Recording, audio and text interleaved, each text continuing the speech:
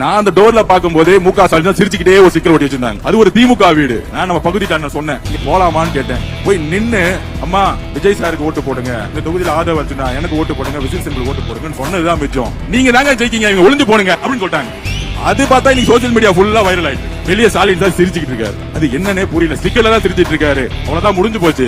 இந்த குடும்பம் இந்த 26 ஒழிக்கப்பட்டதுங்கிறதா உங்களுக்கு மே 4ஆம் தேதி ரிசல்ட் தெரியும். இதுக்கு என்ன மிரட்டுவாங்க நம்மள? நீங்க எங்களை அடிங்க, காயம் கொடுத்துங்க.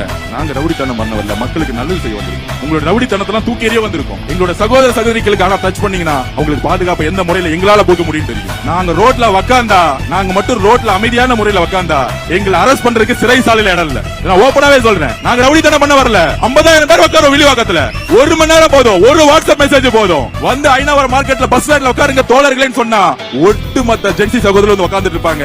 அமைதியான முறையில நீ லத்தி சார்ஜ் பண்ணு, எங்களை அடி, நாங்க அமைதியான முறையில அறவரையில நாங்க போறதுக்கு ரெடியா இருப்போம்.